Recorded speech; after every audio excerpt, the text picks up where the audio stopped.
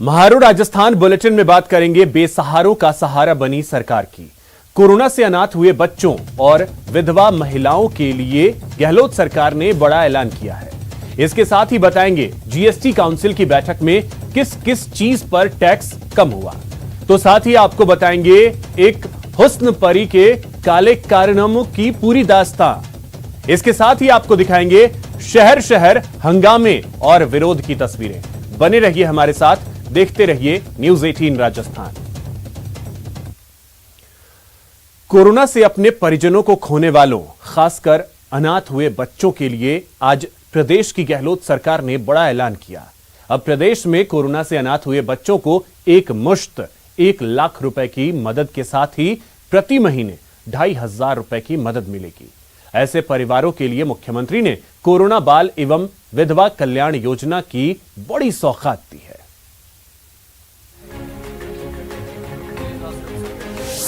Corona पीड़ितों को गहलोत का गिफ्ट। ये जो उसमें बाल हमने अनाथ बच्चों को लिया है, अनाथ बच्चों को किस प्रकार से अभी से कैसे उनको पैकेज मिले जिससे कि उनका भविष्य उज्जवल हो सके। अनाथ बच्चों का ख्याल रखेगी सरकार।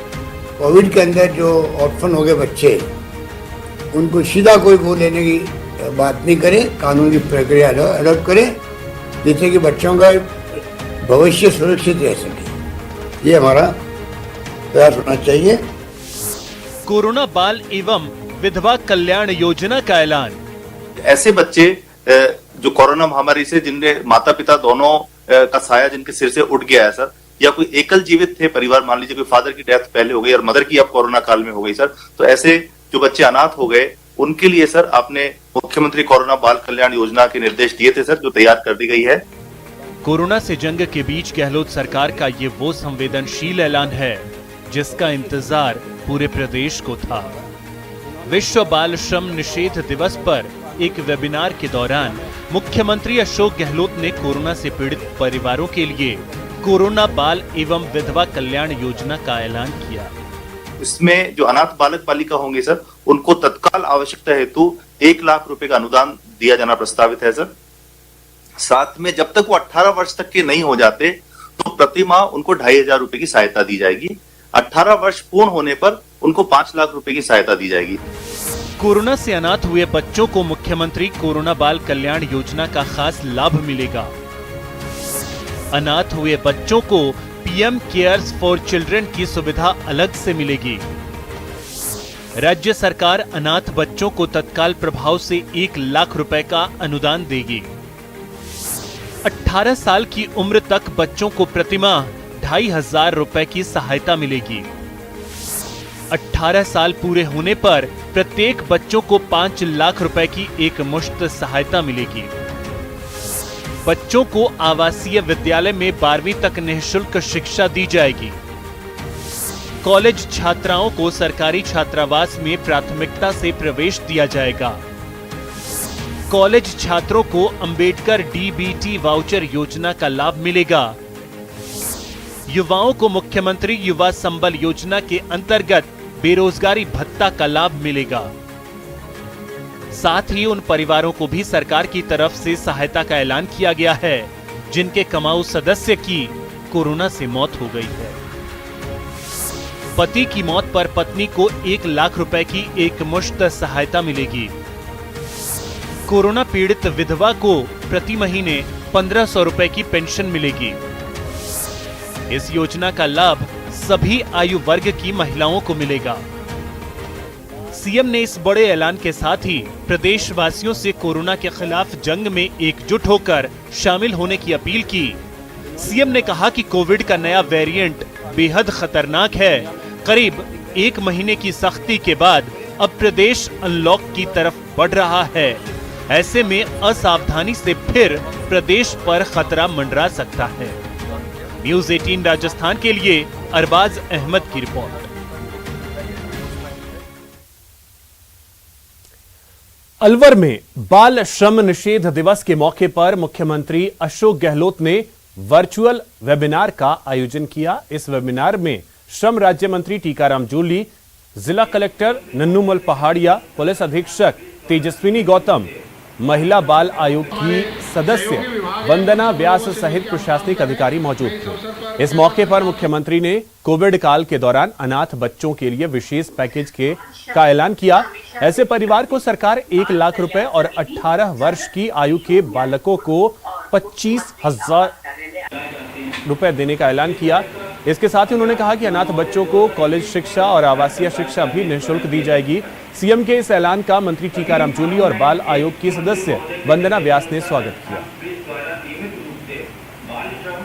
हमारे सहयोगी विभाग हैं, उन सब लोगों से मिलकर हम काम कर रहे हैं। मैं इस अवसर पर कैलाश अनाथ हो गए हैं इस कोविड काल के अंदर, उस परिवार को 1 लाख रुपए और बच्चे को 25,000 रुपए 18 वर्ष की होने तक अलग से दिए जाएंगे। साथ के साथ उसकी शिक्षा, कॉलेज तक की शिक्षा, आवासीय विद्यालय की शिक्षा, ये सारी दी गई है। और साथ के साथ कोई महिला इस समय विधवा हो गई है कोविड की वजह से, तो उसको भी 1 लाख रुपए की सहायता और उसके बच्चों को 1,000 रुपये प्रतिमाह और 2,000 रुपये सालाना पोशाक के लिए, स्कूल के लिए उसको दिए जाएंगे। हम सभी जानते हैं कि और अभी भी डिस्कशन हुआ है कि लगभग पूरे विश्व में 15 करोड़ से ज़्यादा बच्चे हैं जो बाल श्रम में लिप्त हैं। अगर मैं राजस्थान की बात करूं तो लगभग 27 लाख बच्चे हैं जो आज बाल श्रम में लिप्त हैं। तो ये एक बहुत बड़ी समस्या है और माननीय मुख्यमंत्री जी भी इसको लेके बहुत ज़्यादा गंभीर हैं। माननीय टीकाराम जूली जी जो श्रम विभाग के मंत्री, उन्होंने भी इसे बहुत ज़्यादा गंभीरता से लिया और आयोग भी इसके लिए बहुत ज़्यादा सतर्क है। अब बात कोरोना से जंग के लिए जरूरी राहत की, जिसका ऐलान जीएसटी काउंसिल की 44वीं बैठक के बाद किया गया। इस बैठक के जरिए कोविड के दिए दर्द पर जीएसटी वाला मरहम लगाया गया और ब्लैक फंगस की दवाओं पर टैक्स को खत्म करने का ऐलान किया गया।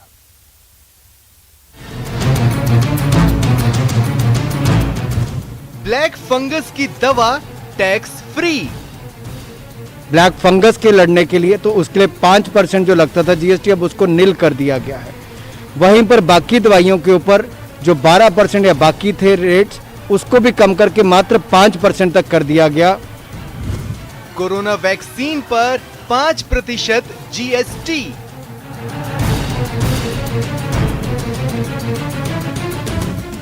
एम्बुलेंस और ऑक्सीजन भी हुई सस्ती। जो ऑक्सीजन से जुड़े हुए विषय हैं, चाहे वो ऑक्सीजन कॉन्सेंट्रेटर है, ऑक्सीजन मेडिकल ग्रेड ऑक्सीजन है, वेंटिलेटर है, वेंटिलेटर मास्क हैं, बाईपैप मशीन्स हैं, इनको भी जीएसटी रेट को कम करके मात्र 5% कर दिया गया है। कोरोना पर जीएसटी वाला मरहम। In none of them has the GOM recommended for an increase in the rates. Existing rates or further bring them down.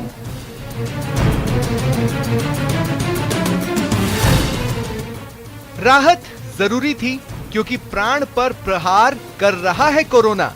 इससे बचाव के वास्ते आम लोगों के पैसे पानी की तरह बह रहे हैं। यही वजह है कि अस्पताल और इलाज से लेकर दवा तक को सस्ती करने की मांग की जा रही थी, जो अब पूरी होती दिख रही है। लेकिन कोरोना काल की संजीवनी यानी वैक्सीन पर अब भी 5% की जीएसटी जारी रहेगी। हालांकि दिल्ली, पश्चिम बंगाल और ओडिशा जैसे राज्यों की ओर से बार बार कोरोना वैक्सीन पर जीएसटी खत्म किए जाने की मांग उठती रही है। बावजूद इसके कोरोना वैक्सीन पर 5% जीएसटी को बरकरार रखा गया है। क्यों, ये आप खुद सुनिए। केंद्र सरकार खरीद रही है और केंद्र सरकार पूरे के पूरे जो जितने भी वो खरीद रही है वो मुफ्त में जनता को दे रही है, इसीलिए उसमें जीएसटी का असर कुछ भी नहीं जनता के पास और जनता के ऊपर लगेगी। वित्त मंत्री ने साफ कर दिया कि वैक्सीन पर लिए जा रहे जीएसटी का आम लोगों पर कोई प्रभाव नहीं पड़ेगा। आइए अब आपको कोरोना से जुड़ी दवाओं और एम्बुलेंस समेत उन उपकरणों के बारे में बताते हैं जिन पर टैक्स की दरों में कटौती की गई है। मसलन ऑक्सीमीटर पर 12% से घटाकर 5% जीएसटी की गई। हैंड सैनिटाइजर पर जीएसटी 18% से 5% की गई। वेंटिलेटर पर 12% से घटाकर 5% जीएसटी। रेमडेसिविर पर 12% से घटाकर 5% जीएसटी। मेडिकल ग्रेड ऑक्सीजन पर 12% से घटाकर 5% जीएसटी की गई। PIPAP मशीन पर टैक्स 12% से घटाकर 5% किया गया। पल्स ऑक्सीमीटर पर 12% से घटाकर 5% टैक्स किया गया। ऑक्सीजन कंसंट्रेटर पर टैक्स की दर को 12% से घटाकर 5% कर दिया गया है। इलेक्ट्रिक फर्नेसेस पर टैक्स को 12% से घटाकर 5% किया गया। High flow nasal cannula device पर टैक्स को 12% से घटाकर 5% किया गया है। हेपारिन दवा पर टैक्स 12% से घटाकर 5% कर दिया गया है। कोविड टेस्टिंग किट पर जीएसटी 12% के बजाय 5% कर दी गई है। वहीं थर्मामीटर 12% से घटाकर 5% टैक्स के दायरे में लाया गया है। Temperature checking equipments, the GOM recommended 18%. After discussion in the council today, we are bringing it down to 5%. बता दें कि कोरोना की लड़ाई में काम आ रही जरूरी चीजों पर जीएसटी दरों में ये कटौती सितंबर तक लागू रहेगी। Bureau report, news 18 network.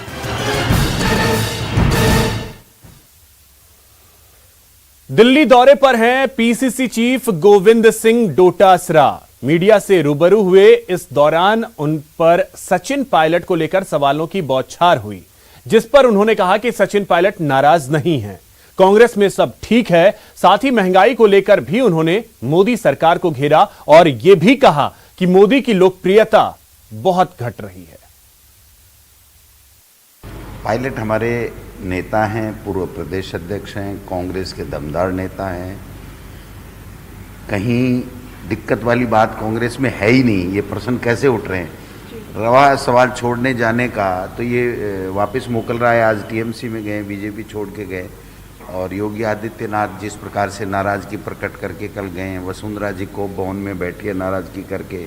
आप देखिए, पेट्रोल 100 के पार चला गया, डीजल 100 चला गया। अंतर्राष्ट्रीय बाजार में जो क्रूड ऑयल का भाव है वो 60 के लगभग है। जब 140 और 50 के बीच में प्रति अमेरिकी डॉलर प्रति बैरल था, तब हम लोग 50-55 रुपये में डीजल पेट्रोल देते थे। तो आज जो हालात बने हुए हैं देश के, और आप देखिए ना किस प्रकार से बंगाल में मुंह की खा के मोदी जी आए हैं, और आप देखिए ना वैक्सीनेशन जो जिस प्रकार से फ्री देने का कह के 35,000 करोड़ का बजट रख के उसके बाद में लोगों को, राज्यों को अपने हाल पे छोड़ दिया, और उल्टी फिर मुंह की खानी पड़ी, उनको वापस करना भी पड़ा। जनता का आक्रोश देख मोदी जी की जो पॉपुलरिटी है वो 10-12% रह गई। आप देखिए, कहाँ 70-80% की लोग बात करते थे, आज 10-12% रह गई। अब ये बिखराव चालू हो गया है। जो जिस प्रकार का तानाशाही, हिटलरशाही शासन, संवैधानिक संस्थाओं को ख़त्म करने का जो कुप्रयास किया जा रहा है भाजपा के, एनडीए के नेताओं के द्वारा, तो अब इनकी उल्टी गिनती शुरू हो गई। यूपी में देखना क्या हाल होने वाले इनके, पंजाब में देखना क्या हाल। कोरोना ने व्यापार के साथ खेती किसानी को भी खासा प्रभावित किया है। अब किस बात से परेशान है किसान, देखिए इस रिपोर्ट में।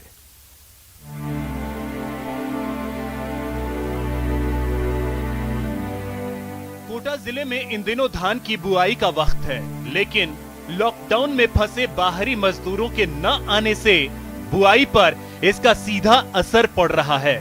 जिले में हर साल धान की रोपाई के लिए बिहार से सैकड़ों मजदूर आते थे, लेकिन जून का दूसरा हफ्ता बीतने को है, मजदूर अब तक नहीं लौटे हैं। इस बात ने कई किसानों की चिंता बढ़ा दी है, तो कईयों ने बुआई का दूसरा तरीका अपना लिया है। बिहार से मजदूर नहीं आएंगे तो हार्ड होगा, किसान तो बहुत पीछे रह जाएगा।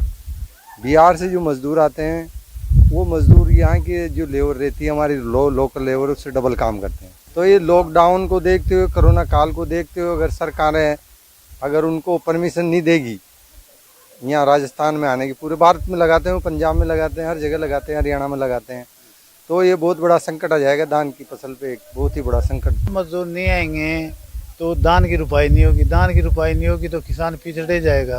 किसान की नर्सरी तैयार हो चुकी, 10 दिन के अंदर धान लगना शुरू हो जाएगा। और कोविड-19 को देखते हुए बिहार के लेबर को परमिशन राजस्थान सरकार देना चाहिए। हाड़ौती के किसान इकबाल सिंह ने मजदूरों का इंतजार छोड़ दिया और गेहूं की तरह ही धान की बुआई करने में जुट गए। उन्होंने बेल लगाने की सूखी बुआई का तरीका अपना लिया है। वो कहते हैं अब खेत में हमेशा पानी भरे रखने की जरूरत नहीं होगी। कुछ न कुछ तो फिर नया अपने को विकल्प ढूंढना पड़ेगा। धान की अगर रुपाई नहीं होगी तो क्या करें। फिर हमने सोचा भी इसको सूखे में ही बिजाई कर दें, जैसे गेहूं की बिजाई करते हैं, पर इसका गेहूं का और इसमें थोड़ा सा फर्क रखना पड़ेगा। कोरोना संक्रमण के दौर में धान की सूखी बिजाई कई किसानों के लिए नया अनुभव है। वहीं परंपरागत तरीके से होने वाली धान की बुआई बाहरी मजदूरों पर निर्भर है। पिछले साल हाड़ौती में मजबूरन करीब 1,04,000 हेक्टेयर में धान की बुआई की गई थी। किसानों को उम्मीद है कोरोना के घटते संक्रमण को देखते हुए बाहरी मजदूर जल्द लौटेंगे, जिससे परंपरागत धान की रुपाई समय से की जा सकेगी। न्यूज़ 18 के लिए कोटा से शाकिर अली की रिपोर्ट। ब्रेक के बाद आपका स्वागत है। चलिए अब बात करते हैं कोरोना अपडेट की। कोरोना संक्रमण की रफ्तार पर प्रदेश में ब्रेक लगा है। बीते 24 घंटे की अगर बात करें तो 368 नए मामले प्रदेश भर में सामने आए हैं। हालांकि 16 लोगों की मौत भी हुई है। रिकवर होने वालों की संख्या रही पिछले 24 घंटे में 975 और अब एक्टिव केस की जो संख्या है वो 9000 से कम हो गई है। 8400 एक्टिव केस हैं इस वक्त प्रदेश भर में। तो राहत की बात यह है कि कोरोना के मामले जो हैं वो 368 आए हैं पिछले 24 घंटे में। यानी जिस तरीके की सख्ती बरती गई, लोगों ने तमाम गाइडलाइंस को फॉलो किया और उसका नतीजा यह रहा है कि एक लंबे वक्त के बाद कोरोना के इतने कम मामले प्रदेश भर में सामने आए हैं।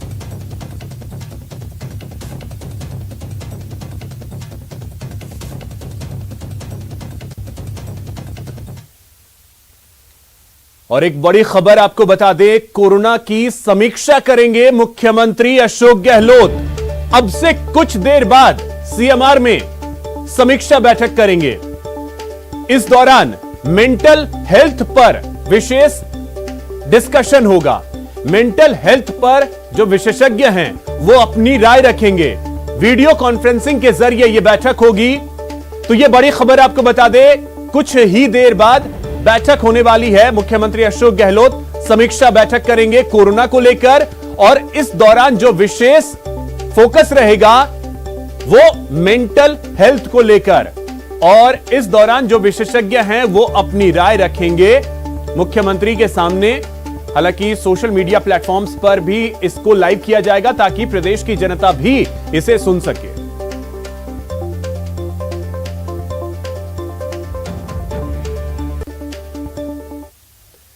जयपुर समेत पूरे प्रदेश में वैक्सीनेशन को लेकर लोगों में जबरदस्त उत्साह देखने को मिला।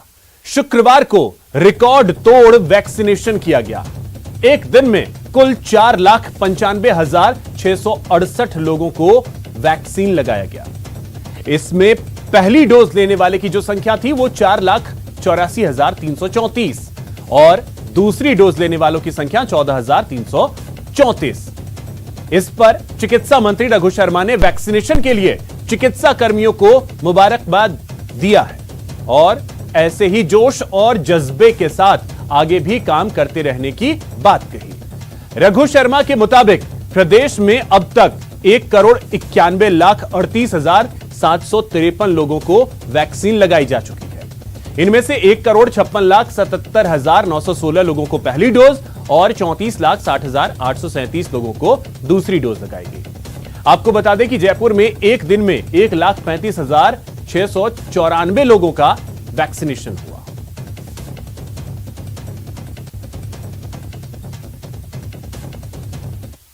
हमारे चिकित्सा कर्मियों की मुस्तैदी की वजह से एक दिन में 4,95,668 लोगों को वैक्सीनेट किया गया। उसमें से पहली डोज के रूप में 4,84,334 लोगों को और दूसरी डोज के रूप में 14,334 लोगों को वैक्सीनेट किया गया। राजस्थान में अब तक 1,91,38,753 लोगों को हमने वैक्सीनेट किया है। उसमें से फर्स्ट डोज के रूप में 1,56,77,916 व्यक्तियों को और दूसरी डोज 34,60,837 व्यक्तियों को लगाई गई है। बीकानेर में कोरोना को हराने के लिए वैक्सीनेशन के काम पर फोकस है। जिला कलेक्टर ने आज 3 मोबाइल ओपीडी वैन को रवाना किया। ये तीनों ओपीडी वैन हर कॉलोनी और इलाकों में जाकर टीकाकरण करेगी। जो लोग किसी कारणवश अस्पताल नहीं पहुंच पा रहे, उन्हें उनके घर पर ही वैक्सीन लगाई जाएगी। इस वैन में चिकित्सक के अलावा नर्सिंग स्टाफ भी मौजूद रहेगा। मोबाइल ओपीडी यूनिट का जायजा लिया हमारे संवाददाता सतवीर सिंह राठौड़ ने। कोरोना के खतरे को लेकर अब बीकानेर में मोबाइल ओपीडी जो यूनिट है वो निकल चुकी है। 3 जो मोबाइल वैन है वो जगह जगह जाएगी और लोगों को वैक्सीनेशन का जो काम है वो करेगी। फिलहाल तस्वीरें मैं आपको दिखाना चाहूँगा। आप देख सकते हैं कि पूरी तरीके जो स्टाफ है वो यहाँ पर जुटा हुआ है और खासतौर पे 3 यूनिट यहाँ पर बनाई गई है और ये अलग अलग जगह जाएगी और वहाँ पर जो वैक्सीनेशन का जो काम है वो किया जाएगा ताकि किसी भी तरीके से कोरोना को हराया जा सके। आप देख सकते हैं अभी ये म्यूजियम सर्किल पे ये वैन खड़ी हुई है और यहाँ पर जो भी शख्स आएगा उसको वैक्सीनेशन का जो काम है वो यहाँ पर किया जाएगा। फिलहाल पूरी मुस्तैदी के साथ में जो चिकित्सा कर्मी है और इसके साथ ही जो डॉक्टर हैं वो जुटे हुए हैं और खास तौर पे किस तरह की व्यवस्था रहेगी इसके बारे में हम बात कर लेते हैं। हमारे साथ में डॉक्टर सीमा जी, उनसे बात कर लेते हैं। सीमा जी, ये ओपीडी वैन है, किस तरह काम करेगी और किस तरह से आप वैक्सीनेशन का काम कर रहे हैं? ओपीडी वैन ये अलग अलग जगह पे जाकर के जो भी 45 प्लस से ऊपर के लोग हैं उनको वैक्सीनेट करने के लिए है और जो लोग नहीं लगवा पा रहे हैं डिस्पेंसरी में जाके तो हम अप्रोच कर रहे हैं कि भाई हम जगह जगह जाके उनको वैक्सीनेशन कर पाएँ ताकि ज़्यादा से ज़्यादा वैक्सीनेशन हो सके, ताकि अगर कोई व्यक्ति है जो अभी वंचित रह चुका है तो उससे एक फ़ायदा मिल पाएगा, उसके घर तक ये पहुँच रही है। हाँ जी यही। तो अगर इसके अंदर अगर कुछ 10 या 15 जैसे कॉलोनी के अंदर आदमी रहते हैं और वहाँ पर वैक्सीनेशन काम होगा तो ये ओपीडी वैन वहीं पे भी पहुँच जाएगी? हाँ, सब जगह जाएगी। ये तो ऐसा कुछ है नहीं, कुछ तो अभी तो पर्टिकुलर जगह हमें दी है। तो 45 प्लस वाले जो लोग नहीं लगवा रहे हैं किसी कारणवश तो हम लोग उनको यहाँ पे आके लगवा रहे हैं कि यहाँ आ जाइए। जिनको भी सुविधाजनक नहीं हो पा रहा है पहुँचने डिस्पेंसरी तक तो वो लोग यहाँ आ जाए। जो व्यक्ति डिस्पेंसरी तक नहीं पहुंच रहा है उसके लिए सीधे अब घरों तक ये जो ओपीडी वैन है ये पहुंचेगी और आप देख सकते हैं किस तरीके से यहाँ पर जो चिकित्सा कर्मी हैं, जो डॉक्टर हैं वो लगे हुए हैं और पूरी तरीके से 3 जो मोबाइल ओपीडी यूनिट है वो यहाँ पर बनाई गई है जो जगह जगह जाकर वैक्सीनेशन का काम करेगी ताकि कोई व्यक्ति अगर वैक्सीनेशन से अधूरा रह गया है या वंचित रह गया है तो ये जो डॉक्टर हैं वहाँ पर उनका वैक्सीनेशन का काम करेंगे ताकि किसी भी तरीके से कोरोना के खतरे से निपटा जा सके। सहयोगी भानु प्रताप के साथ सतवीर सिंह राठौर, न्यूज़ 18 बीकानेर।